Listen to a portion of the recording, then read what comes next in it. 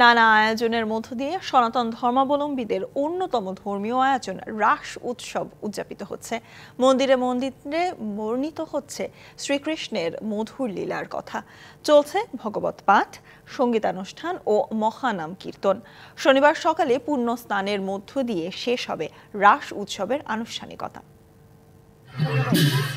আনন্দ উৎসবের আমেজে সনাতন ধর্মাবলম্বীদের অন্যতম ধর্মীয় অনুষ্ঠান রাসোৎসব উদযাপিত হচ্ছে।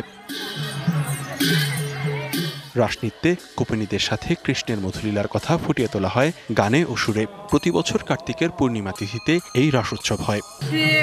রাখাল নৃত্য দর্শন করতে আসছি আর খুব আনন্দ লাগতেছে। মূলত এখানে রাধা কৃষ্ণের যে রাস উৎসব এটা নিয়েই মূলত অনুষ্ঠানটা হয়। সবাই এই অনুষ্ঠানে আমরা একত্রে হয়ে মিলিত হয়ে ওই অনুষ্ঠান উদযাপন করি। মৌলভীবাজারের সনাতন ধর্মাবলম্বী মণিপুরীদের অন্যতম ধর্মীয় অনুষ্ঠান রাসোৎসব। 1779 সালে মণিপুরের মহারাজা ভাগ্যচন্দ্রের সময় থেকে এই উৎসব হয়ে আসছে।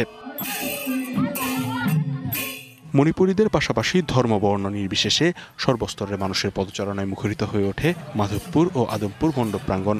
ঢাকঢোল আর শঙ্খধ্বনির মধ্য দিয়ে ধর্মীয় আচার আয়োজনে হয় এই রাস উৎসব। এই উৎসবটি দীর্ঘকাল থেকে এটি অসাম্প্রদায়িক চেতনার মহামিলন ক্ষেত্র হিসাবে একদম সুপরিচিত হয়ে আসছে। আমরা এইবারে 182তম এই উৎসবও আনন্দ উপভোগ করতে পারে সেই চেষ্টা মাথায় রেখে কিন্তু আমরা আয়োজন সম্পন্ন করতে চলেছি।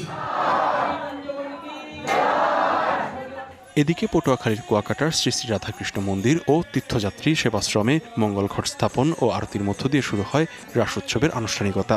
ভাগবত পাঠের সঙ্গে চলে সঙ্গীত ও কীর্তন। এছাড়া বঙ্গোপসাগর সংলগ্ন সুন্দরবনের দুবলাচরে চলছে 3 দিনের ঐতিহ্যবাহী রাসোৎসব। দর্শনার্থীদের নিরাপত্তায় মোতায়েন রয়েছে আইনশৃঙ্খলা বাহিনীর বিপুল সংখ্যক সদস্য।